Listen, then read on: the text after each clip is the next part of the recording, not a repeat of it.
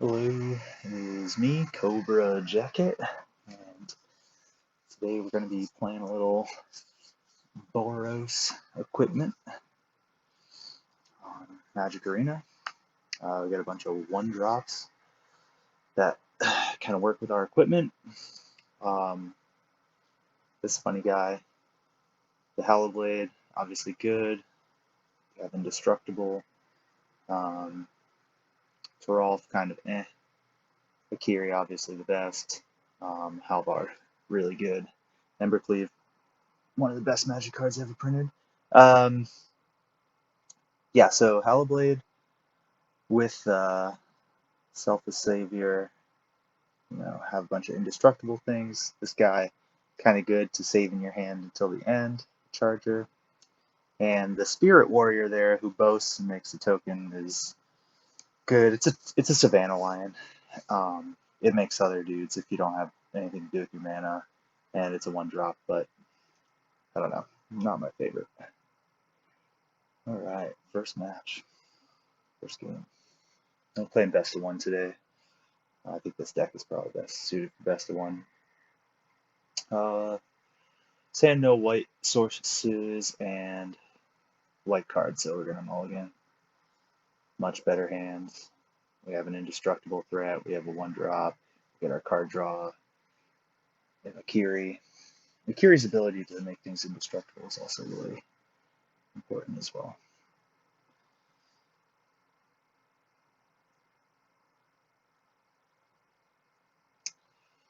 So yeah, we're gonna put the one drop back.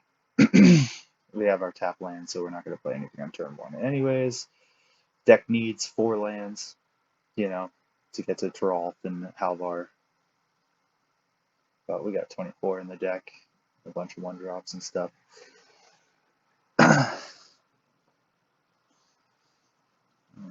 Drew Fervent Champion, which is a really good draw. Play out our 3-power creature though.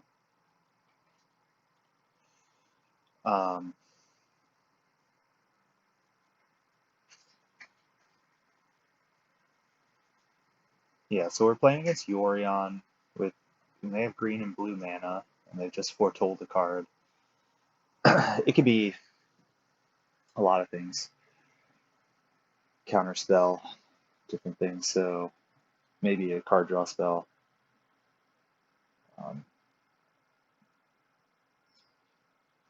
But yeah, we'll just keep piling damage on, try to get this sword equipped to our Fervent Champion here. It equips for 1 white, so it's quite good here. And the Sword of the Realms also has a little bit of insurance against removal and stuff. So yeah, here we are, turn 3, smacking for 6. Love to see that. Yeah. Okay.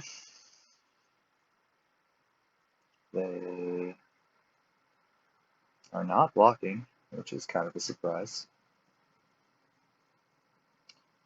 Play another one of these guys, and then we have 2 cards who they play like a extinction event or something like that. Oh well, it exiles, so we can't give indestructible. But yeah, I don't know. Maybe there's not a sweeper, but it looks like they are just a green blue deck. So we will see. And try to slam the Sakiri so we can start drawing cards. Hit our 4th land drop. Oh, their foretold card is in fact the counter spell.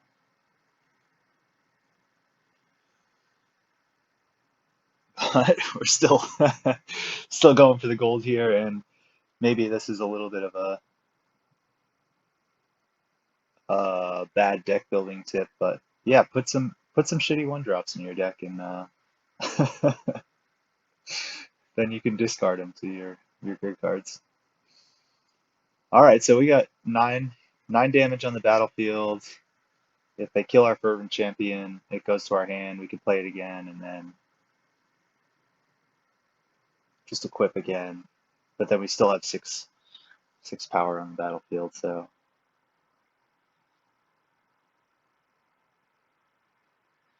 Oh, they found a black source, but they can't beat our devastating human force equipped with a sword. Cool. Well, that went pretty well. And I believe we mulligan there. I'm not exactly sure what our opponent was doing necessarily, but looks like they got a little squeezed out mana, but whatever. I think it's funny to have a Yorion deck with too many counter spells in it. I don't know. In my eyes, you want to play value ETB creatures until you can play Yorion, but definitely been absolutely trounced by those decks. Playing like, what is it, Mystical Dispute or whatever. So, I don't know. I'm not a big Yorion 80 card pile. Oh, well, we're back up against Yorion, so here we go. We got a pretty good hand, got all the white and red sources we need. We got 3 lands. Curve of our hand is 1, 2, 3 right now, so. We drew this 2-1, so we're going to play that first, because I think the thing you want to do against the Yorion decks is not let them start messing around and doing different stuff. You want to make them use their mana every turn. And like if they, yeah, see, this is kind of the same thing I'm talking about. It's like Maze Mind Tomb is a good card, but in a deck where you're going to get value from bouncing things, like I'm not totally sure why that's a good card in your deck. We'll play this so that we can play the Sky Cleave next turn. We still have a play. We do need 4 lands to play Halvar, Terral, or even Embercleave a lot of the time. So yeah, here we go. Attacking for 2 is good. Having a guy that protects our guy is good. The Selfless Doggo here is, it's a real MVP. We have a lot of ways to give things indestructible. And yeah, so I really like this. And it attacks, and then you get to play Embercleave too. It kind of all works out. So yeah, we're gonna play our Maul here, and then because we have a 2-spell turn next turn, even with our Temple, so just be mana efficient. Negate is pretty brutal again.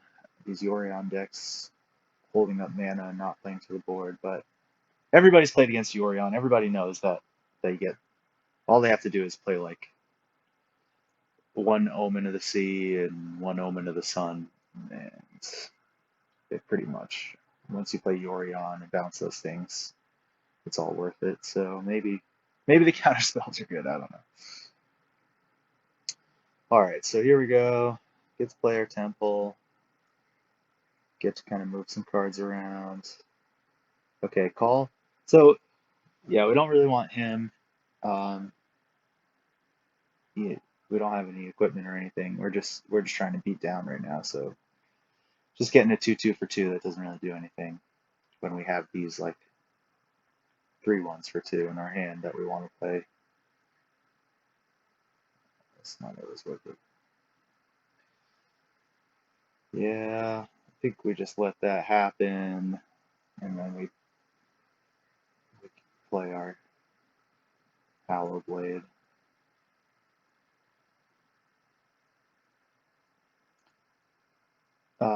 Could have used the Selfless Savior, but I found the Selfless Saviors, you usually want to save those for the turn you're gonna, slam a Maul or an Embercleave down, and equip it, right? Because you're gonna be brutal.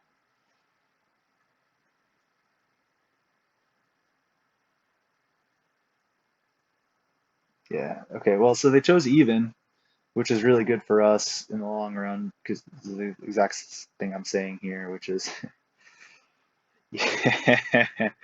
oh yeah, and we get to play a fervent champion. Um, you get to actually hold on to your indestructible stuff for a little bit longer, but I don't know. Maybe they have.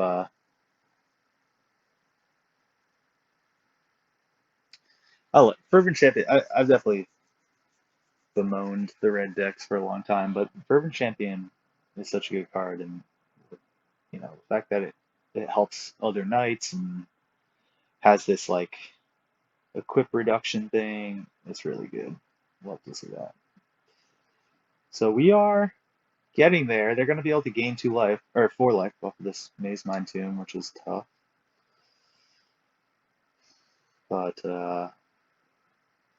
we have a little protection against removal. Oh, not this removal though.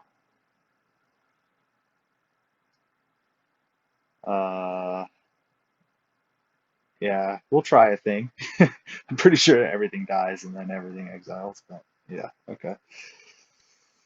All right, YOLO. Play this guy and equip him, and maybe we win.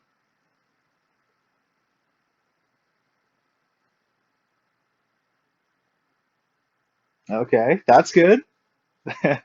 All they have to do though is find on top. All they have to do is find a removal spell because we can't make it indestructible. We don't have the card to discard. But maybe they don't know that, and we win. Okay, cool.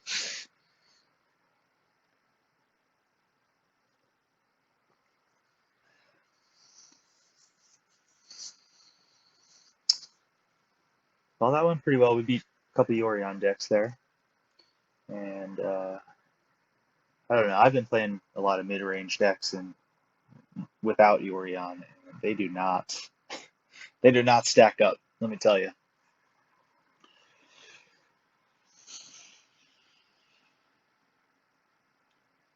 Dark, perfect dark. Okay, this hand kind of sucks.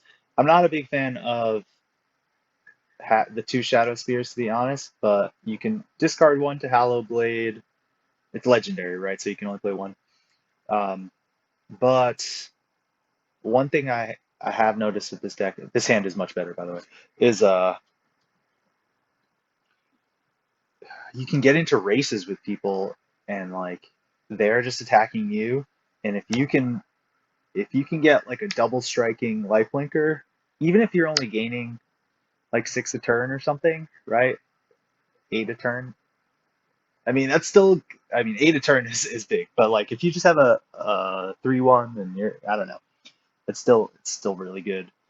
Um, and here we're playing against another red or green deck, and we get our 2 champions out there attacking for 4 on turn 2. That's really good. Um, there's a fair amount of synergy in the deck, but a lot of the deck is playing 1 drops and profiting. Okay, so here we can equip or play a Kiri, but this is going to be big because we can attack for 6 now. Yeah. Um, you want your creatures to be equipped before you play a Kiri too, because he only draws you a card. So really not worth it to put him out there uh, when there's no cards to be drawn, no nothing. Plus, yeah, his other ability or their other ability is to make things indestructible and stuff. So play it out now. Now we get to draw a card and potentially activate if we wanted to, because they have a 3/4. So it's not going to be able to block our 4/1, but and then obviously our smaller guy. So we played the Selfless Savior, dude, to get this block here. We did draw an Embercleave, so we want as many creatures as possible, but we're going to have 5 lands next turn.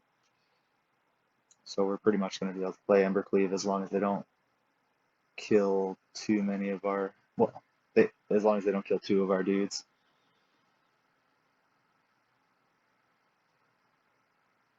This is a scary part of the game, though. You know, they start playing 5/5s and stuff.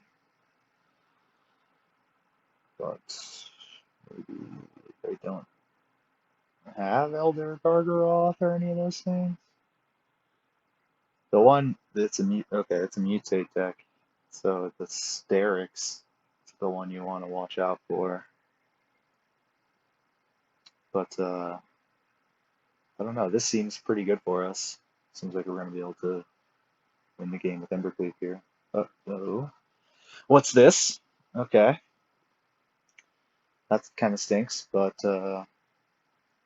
it's also GG's. Alright, we play this. We can attack with two creatures.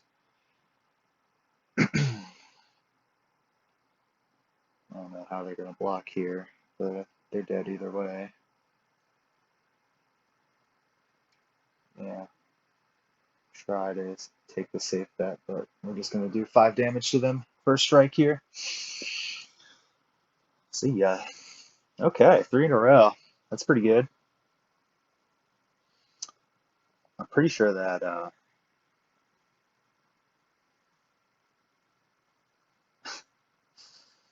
they only do the deck dump things on like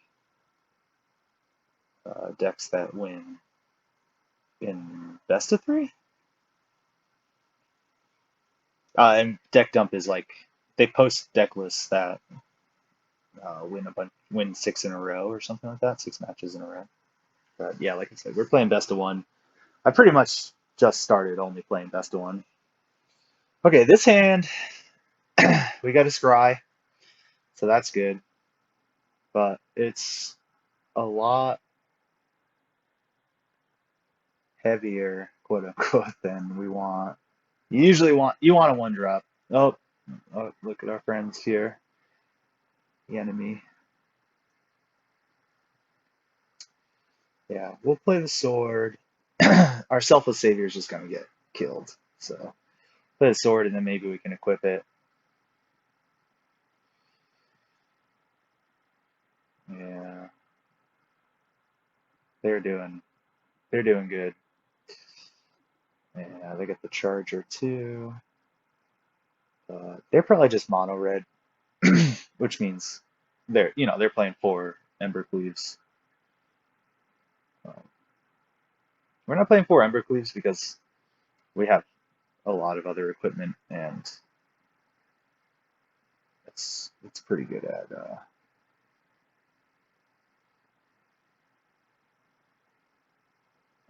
okay, so yeah, we played this 3/3 so we could block, right? And it's a pretty profitable block with this 1/1. It doesn't kill us, but we're down to 7 now. Down to 6. So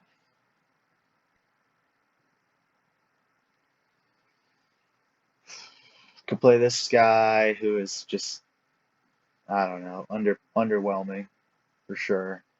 At least the equipment side of him is pretty underwhelming. The 5/4 body's alright. We could also equip and play a Hallow Blade or Selfless Savior. Play Selfless Savior and do some other things. This takes all our mana. We don't get to even do.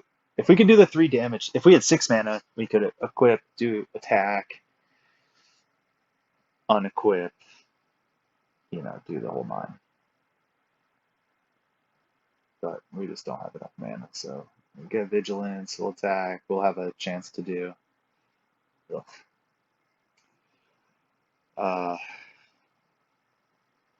Drawing a card there. So now we get a chance to block, but maybe we just still die. No. Yes, okay, so we can do some stuff.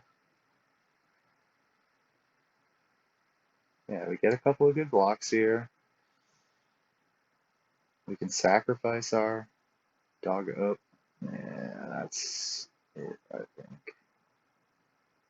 Yeah, we'll do it, but think we lose by 1 here. No, more than 1. Yeah, 1.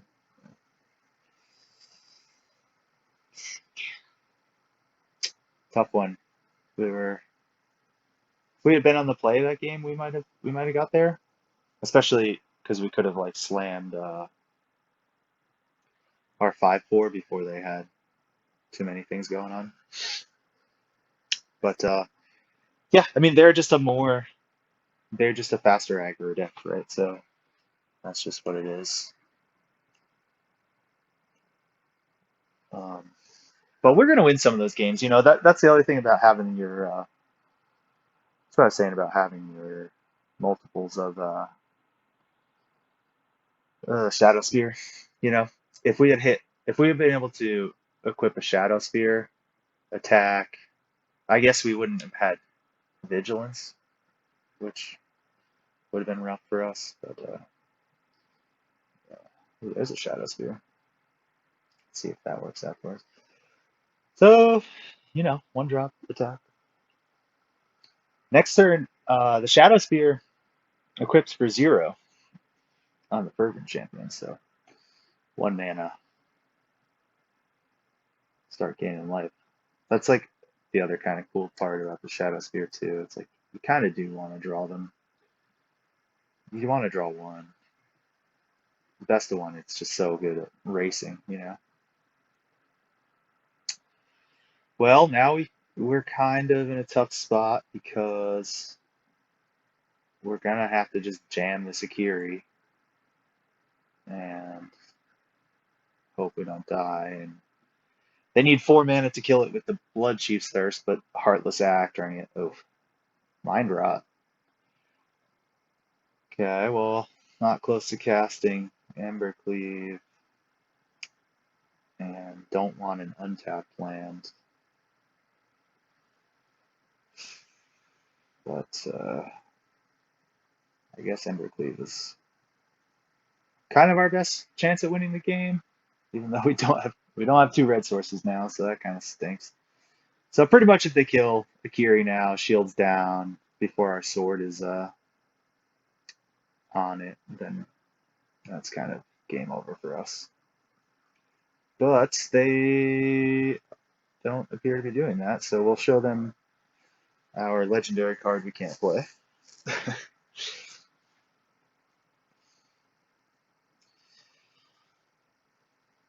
Oh, yeah, so we're not going to play them all.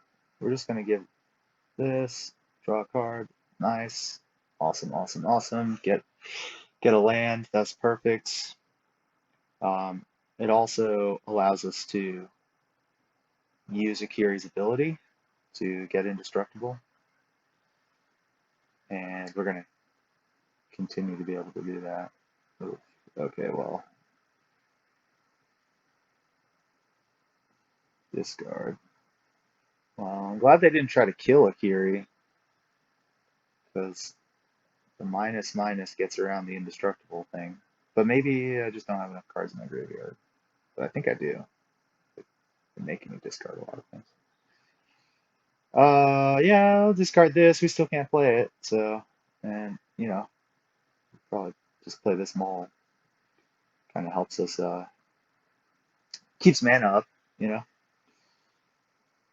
Go ahead, we'll kill Liliana. We don't draw a card, which is a bummer, but we still kill our thing with the graveyard tick down. I guess if they play another one, it's the same problem. But 2 cards, I don't know.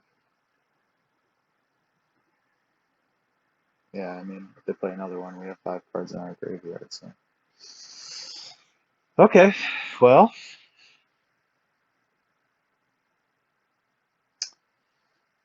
Discard that.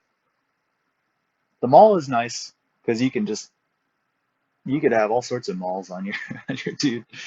Put Mauls in your guy's feet, put Mauls everywhere, you know, it doesn't matter.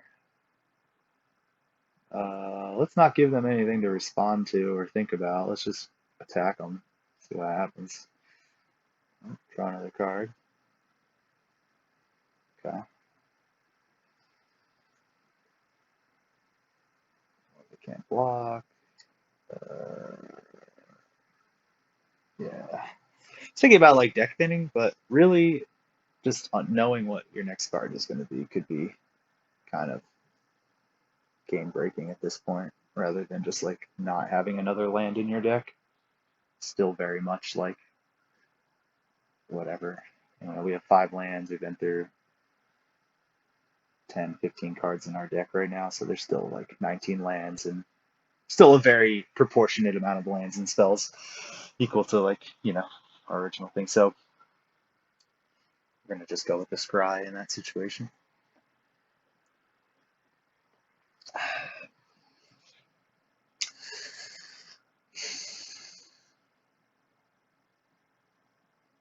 Yep.